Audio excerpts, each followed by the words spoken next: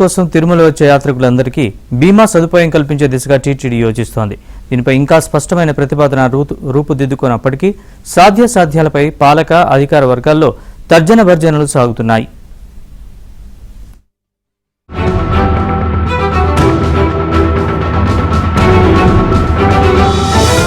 శ్రీవారి దర్శనార్థం తిరుమల వెళ్లే భక్తుల కోసం టీటీడీ కీలక నిర్ణయం తీసుకుంది.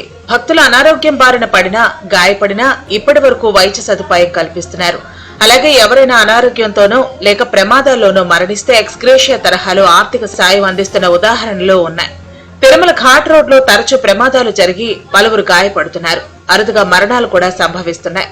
వీటికి తోడు నడకదారిలో వన్యప్రాణుల మూలంగా భక్తులకు ప్రమాదం పొంచి ఉంటోంది.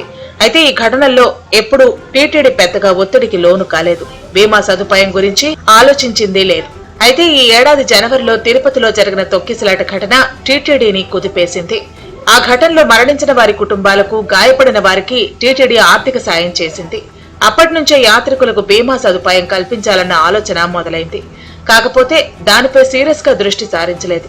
అధికారులు, పాలక మండలి సభ్యుల మధ్య మాత్రం తరచుగా ఈ విషయమై చర్చ మాత్రం నడుస్తోంది. తిరుమలకు రోజువారీ సగటున 70,000 నుంచి 80,000 మంది భక్తులు వస్తూ ఉంటారు. వారాంతాల్లో, సెలవు దినాలు, ప్రత్యేక దినాల్లో ఈ సంఖ్య 1,00,000 దాటుతుంది. అంతమందికి బీమా సదుపాయం కల్పించడం సాధ్యమేనా అన్న ప్రశ్న టీటీడీ వర్గాలను వేధిస్తోంది. ఎందుకంటే ప్రతి భక్తుడి తరపున బీమా కంపెనీలకు టీటీడీనే ఏడాది పొడవునా ప్రీమియం చెల్లించాల్సి ఉంటుంది. ఆర్థికంగా టీటీడీపై ఇది పెను భారం మోపే అవకాశం ఉంది. అలాగే తిరుమలకు వచ్చే యాత్రికులకు ఏ ప్రాతిపదికన బీమా కల్పించాలన్నది కూడా ప్రధాన ప్రశ్నే. శ్రీవారి మెట్టు, అలిపిరి నడకదారి, ఘాట్ రోడ్డు ఇలా 3 మార్గాల్లో యాత్రికులు తిరుమల వెడుతున్నారు. ఈ 3 చోట్ల ప్రతి యాత్రికుడి వివరాలను టీటీడీ నమోదు చేయాల్సి ఉంటుంది. యాత్రికుల పేర్లు, చిరునామా, ఆధార్ నెంబరు, మొబైల్ నంబర్ వంటి వివరాల నమోదుకు సమయం పడుతుంది. అప్పటికప్పుడు ఆన్లైన్లో నమోదుకు ప్రత్యేక సాఫ్ట్వేర్ అవసరం. ఈ పని కోసం విడిగా యంత్రాంగం సైతం కావాల్సి ఉంటుంది. ఇదంతా టీటీడీపై అదనంగా భారం మోపే అంశాలే. ఆన్లైన్లో బుక్ చేసుకునే భక్తులు, సిఫారసు లేఖలతో వెళ్లేవారు, టైం స్లాట్ బుకింగ్ తో వెళ్లేవారికి చేతిలో ఏదో ఒక ఆధారం ఉంటుంది. అయితే ఉచిత లేదా సర్వదర్శనం క్యూలో వెళ్లే యాత్రికుల వద్ద ఎలాంటి రసీదులు, ఆధారాలు ఉండవు.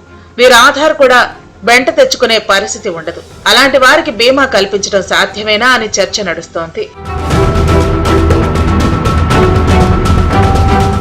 యాత్రికులకు బీమా అంశం టీటీడీలో ప్రస్తుతానికి ఆలోచన దశలోనే ఉంది. ఇంకా ప్రతిపాదనగా రూపుదిద్దుకోలేదు. టీటీడీ ఉన్నతాధికారులు, పాలకవర్గం సీరియస్ గా తీసుకుని ముందుగా దానిపై లోతైన కసరత్తు చేయాల్సి ఉంటుంది. ఆ తర్వాతే ప్రతిపాదన రూపొందించాల్సి ఉంది. ఆపై ప్రభుత్వ అనుమతితో గాని అమలు చేసే పరిస్థితి లేదు. ఇప్పటికే గత వైసీపీ ప్రభుత్వంలో ఆర్థిక క్రమశిక్షణ గాడి తప్పిన నేపథ్యంలో టీటీడీ యంత్రాంగం బీమా సదుపాయ కల్పన గురించి ఎంతవరకు ముందుకు వెళుతుందో వేచి చూడాలి.